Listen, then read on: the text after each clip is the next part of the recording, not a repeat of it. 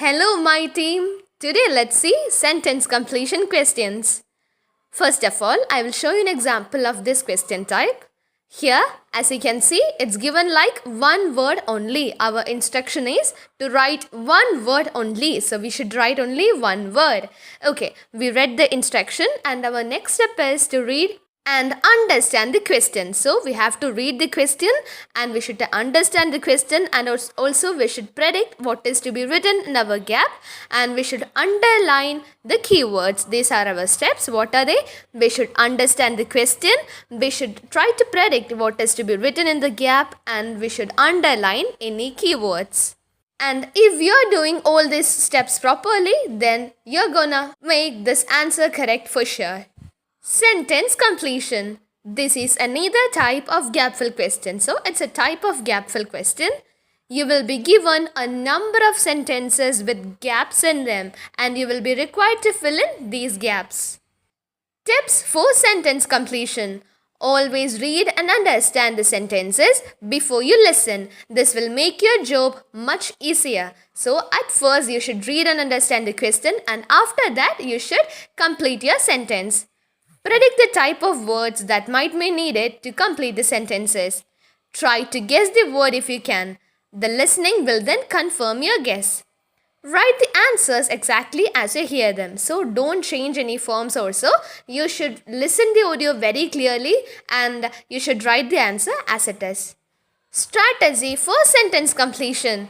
Read the instructions carefully and note the word limit. So your first step should be reading instructions. So please don't forget that, guys. Look at the sentences and understand them. That is, read and understand the question. Predict the type of word you will hear. Example, noun, verb, adjective, phone number, etc. So you should try to predict whether the word fitting into your gap is a noun, verb, or something like that. Try to guess the word if you can before you hear the recording. Listen and fill in the gaps with the correct answers exactly as you hear them. So as I told you before, don't change the form. Always be careful with synonyms or plural, singular forms, everything. Check spelling. Don't make any spelling mistakes. If you are making any spelling mistake, then your answer will be incorrect. Make sure each sentence is grammatically correct. So make sure every sentence is grammatically correct.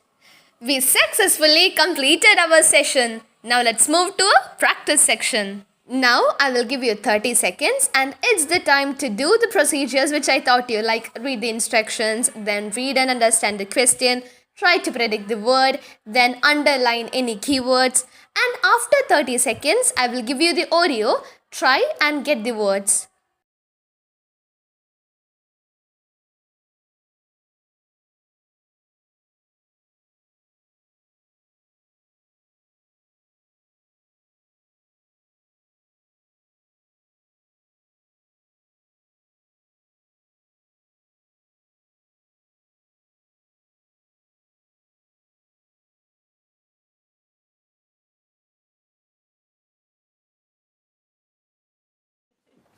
What if you could make your sleep more efficient?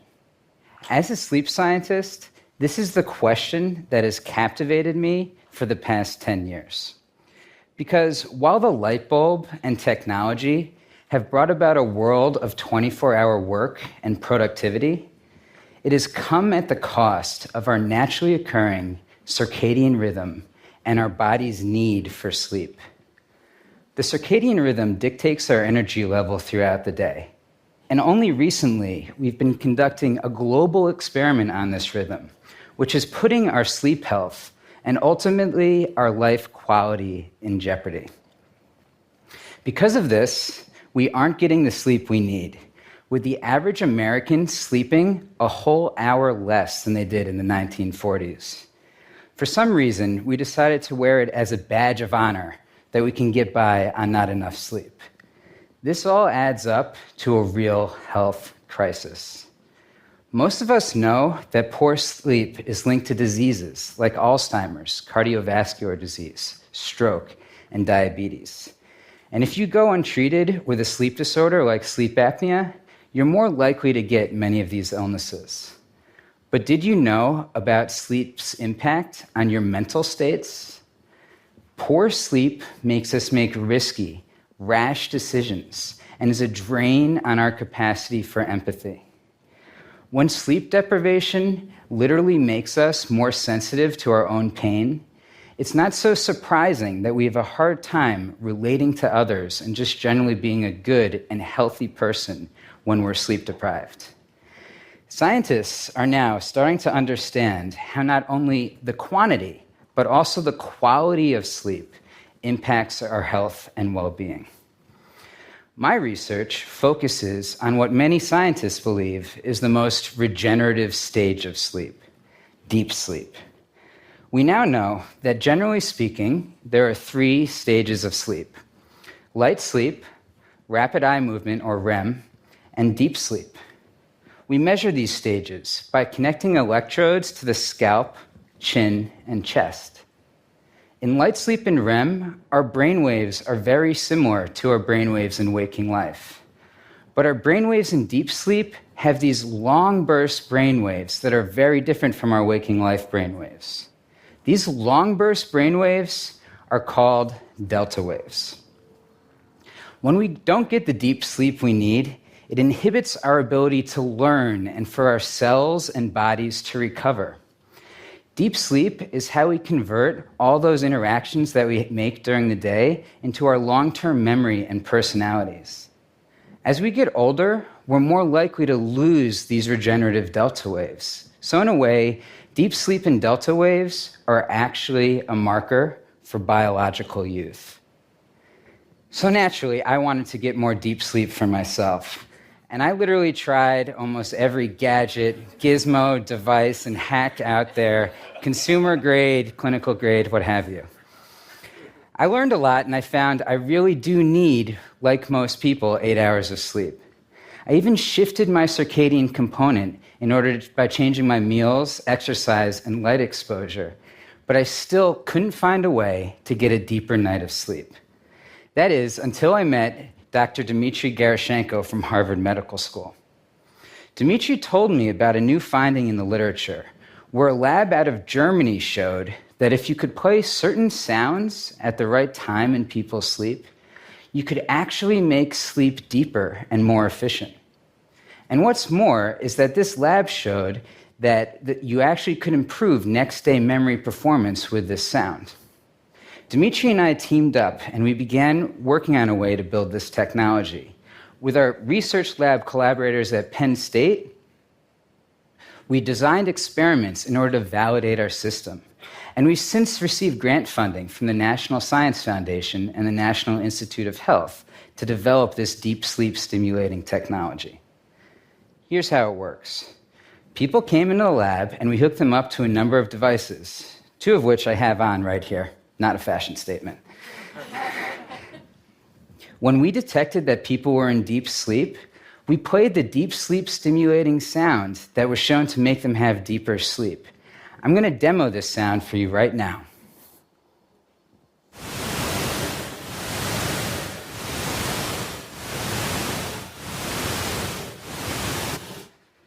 Pretty weird, right? So that sound is actually at the same burst frequency as your brain waves when your brain is in deep sleep. That sound pattern actually primes your mind to have more of these regenerative delta waves. When we asked participants the next day about the sounds, they were completely unaware that we played the sounds, yet their brains responded with more of these delta waves. Here's an image of someone's brain waves from the study that we conducted. See the bottom panel? This shows the sound being played at that burst frequency. Now look at the brain waves in the upper part of the graph. You can see from the graph that the sound is actually producing more of these regenerative delta waves. We learned that we could accurately track sleep without hooking people up to electrodes and make people sleep deeper. We're continuing to develop the right sound environment and sleep habitat to improve people's sleep health. Our sleep isn't as regenerative as it could be, but maybe one day soon we could wear a small device and get more out of our sleep. Thank you. I hope all of you have completed that. Let's check the answers.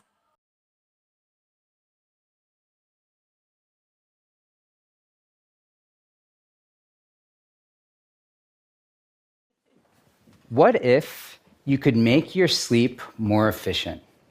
As a sleep scientist, this is the question that has captivated me for the past 10 years. Because while the light bulb and technology have brought about a world of 24-hour work and productivity, it has come at the cost of our naturally occurring circadian rhythm and our body's need for sleep. The circadian rhythm dictates our energy level throughout the day. And only recently, we've been conducting a global experiment on this rhythm, which is putting our sleep health and ultimately our life quality in jeopardy. Because of this, we aren't getting the sleep we need, with the average American sleeping a whole hour less than they did in the 1940s. For some reason, we decided to wear it as a badge of honor that we can get by on not enough sleep. This all adds up to a real health crisis. Most of us know that poor sleep is linked to diseases like Alzheimer's, cardiovascular disease, stroke, and diabetes. And if you go untreated with a sleep disorder like sleep apnea, you're more likely to get many of these illnesses. But did you know about sleep's impact on your mental states? Poor sleep makes us make risky, rash decisions and is a drain on our capacity for empathy. When sleep deprivation literally makes us more sensitive to our own pain, it's not so surprising that we have a hard time relating to others and just generally being a good and healthy person when we're sleep deprived. Scientists are now starting to understand how not only the quantity, but also the quality of sleep impacts our health and well-being. My research focuses on what many scientists believe is the most regenerative stage of sleep, deep sleep. We now know that generally speaking, there are 3 stages of sleep: light sleep, rapid eye movement or REM, and deep sleep. We measure these stages by connecting electrodes to the scalp, chin, and chest. In light sleep and REM, our brainwaves are very similar to our brainwaves in waking life. But our brainwaves in deep sleep have these long burst brainwaves that are very different from our waking life brainwaves. These long burst brainwaves are called delta waves. When we don't get the deep sleep we need, it inhibits our ability to learn and for our cells and bodies to recover. Deep sleep is how we convert all those interactions that we make during the day into our long-term memory and personalities. As we get older, we're more likely to lose these regenerative delta waves. So in a way, deep sleep and delta waves are actually a marker for biological youth. So naturally, I wanted to get more deep sleep for myself. And I literally tried almost every gadget, gizmo, device, and hack out there, consumer grade, clinical grade, what have you. I learned a lot, and I found I really do need, like most people, 8 hours of sleep. I even shifted my circadian component by changing my meals, exercise, and light exposure, but I still couldn't find a way to get a deeper night of sleep. That is, until I met Dr. Dmitry Gerashenko from Harvard Medical School. Dmitry told me about a new finding in the literature where a lab out of Germany showed that if you could play certain sounds at the right time in people's sleep, you could actually make sleep deeper and more efficient. And what's more is that this lab showed that you actually could improve next day memory performance with this sound. Dmitry and I teamed up, and we began working on a way to build this technology.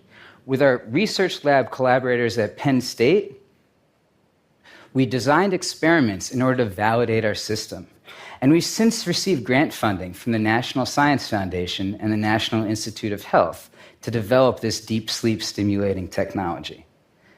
Here's how it works.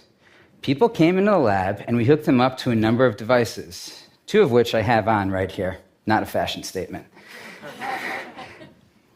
When we detected that people were in deep sleep, we played the deep sleep stimulating sound that was shown to make them have deeper sleep. I'm going to demo this sound for you right now.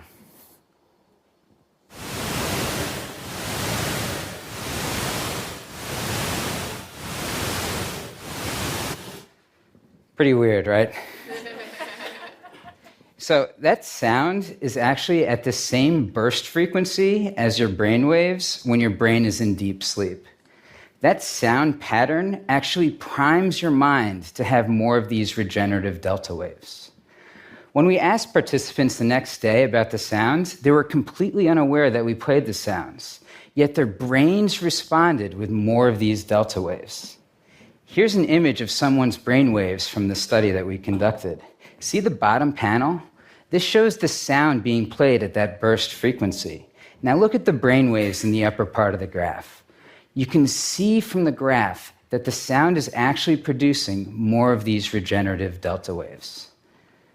We learned that we could accurately track sleep without hooking people up to electrodes and make people sleep deeper. We're continuing to develop the right sound environment and sleep habitat to improve people's sleep health. Our sleep isn't as regenerative as it could be, but maybe one day soon we could wear a small device and get more out of our sleep. Thank you. So my team, here ends our module. Focus on your goals and work for it. Dream high and achieve it.